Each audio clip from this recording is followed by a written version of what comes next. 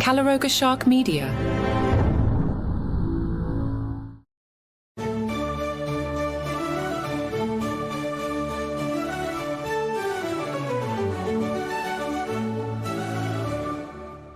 Hello and welcome to Palace Weekly. I am your host, Mark Francis. By the way, this show is just a recap of all these stories you heard on Palace Intrigue during the week, and if you want the longer versions, please go back and listen to the daily editions. And if you want more info on today's Trooping the Colour event, check out the earlier show that dropped called Palace Intrigue for Sunday, and that will have more details about Trooping the Colour. Moving on, Meghan apparently thinks TWERKgate is going great, while the reaction in the UK has been mixed at best, with many commentators calling it undignified. Sources close to the Duchess told the Daily Mail that Meghan is very pleased with the outcome. An insider claims in the UK everyone's reaction has been a bit prudish, but everywhere else, particularly in America and especially with young people, it has been a huge hit. The source also suggested the video served its true purpose, promoting her commercial ventures. She and her team count the video as a win, which can only be a boost for sales. Her new products are marketed at Americans and not at the UK market. The Duchess of Sussex is reportedly preparing to trademark the as-ever name for hospitality services, signalling plans that could include boutique hotels, restaurants, or temporary lodgings where guests would experience her curated aesthetic firsthand. According to filings, the trademark could cover the provision of food and drink alongside overnight accommodations, potentially offering guests an immersive experience featuring as-ever products and dishes inspired by Meghan's Netflix series With Love, Meghan. While the Duchess has not confirmed specifics, she has spoken publicly about her passion for hosting, once sharing that one of her favourite activities is prepping guest rooms with sweet touches to make them feel at home. The Daily Mail made our day with an analysis of Lilibet's birthday cake, a pastel-hued birthday cake adorned with an Ariel figurine. Disney's famous red-haired mermaid perched regally atop the confection. While to most this might appear a charming nod to a children's classic, others believe it harks back to one of Meghan's most memorable public comparisons, likening herself to Princess Ariel during her 2021 sit-down with Oprah. In that explosive interview, Meghan revealed she saw striking parallels between her own journey and that of the Little Mermaid, saying, "I was sitting in Nottingham Cottage and the Little Mermaid came on and I went, oh my God, she falls in love with the prince and because of that she loses her voice." She then pointedly added, but in the end, she gets her voice back. Apparently, Meghan is bossy, and the way you can tell is by looking at her feet. Celebrity foot reading expert Jane Sheehan, a professional reflexologist and foot reader who analyzes personality through the toe shapes and positioning, has examined photographs of the Duchess of Sussex's feet to decode her behavioral patterns. Using images of Meghan in nude-coloured sandals, Sheehan claims to have identified several key personality markers. According to the expert's assessment, Meghan's foot structure indicates strong leadership instincts and a genuine desire to assist others. However, Sheehan warns there is a potential downside to these qualities. When she's not in a leadership position, she could become controlling. Sheehan explained, suggesting that Meghan's natural inclination toward authority might manifest negatively when she lacks official power.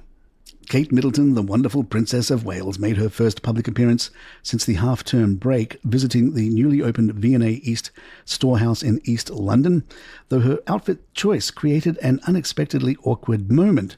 Princess Catherine, wearing a chic navy suit, found herself in the embarrassing situation of wearing exactly the same colour as her host, Dr. Tristram Hunt, the V&A's director. The matching navy ensembles created an unintentionally coordinated look as they toured the groundbreaking cultural destination together. At a high-level environmental summit in Monaco, Prince William delivered an impassioned address warning that the world's oceans are diminishing before our eyes and urging immediate action to halt their decline. Speaking at the Blue Economy and Finance Forum, an event convened ahead of next week's UN Oceans Conference in Nice, Prince William told attendees that nations must take bold action to protect and restore our planet, calling upon both environmentalists and investors to step up. "We all stand to be impacted," the Prince said, "and we are all responsible for change, both negative and positive."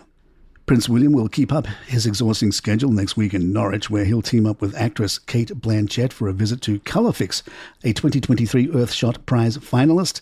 The biotech company has developed a sustainable dyeing process that replaces harmful chemicals with nature-inspired DNA-sequenced colour. The visit will include a full tour of the company's lab, showcasing how the team transforms natural pigments into fabric-safe dyes using microbes and fermentation. Colourfix's process significantly reduces water, energy and carbon use, making it a standout in the Earthshot Prize category. Build a waste-free world. More Palace in just a moment.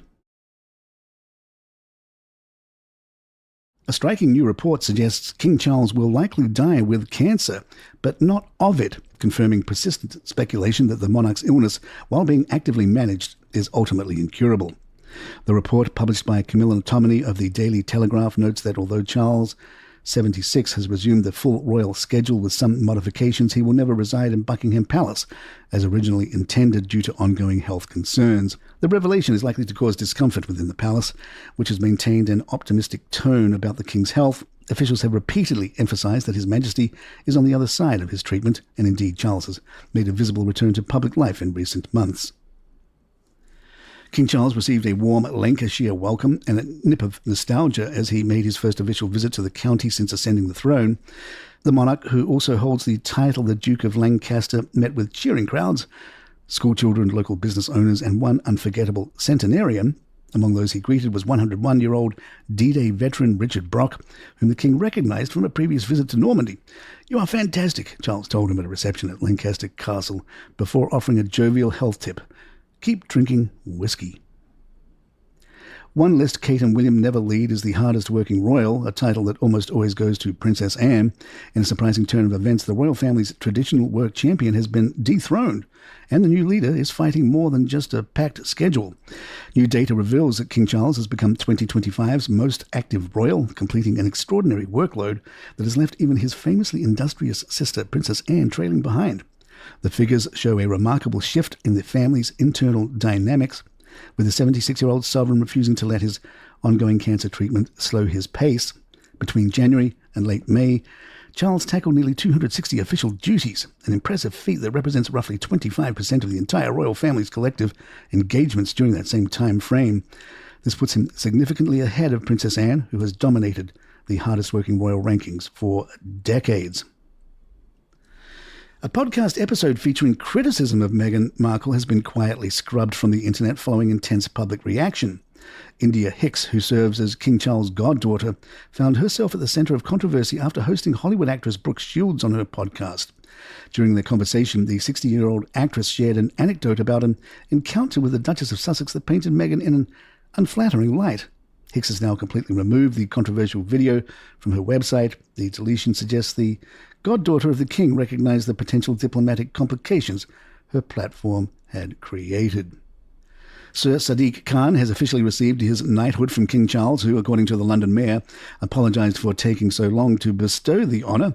The ceremony took place at Windsor Castle on Tuesday, with Sir Sadiq saying, "He was very chuffed that he managed to personally give me this honour."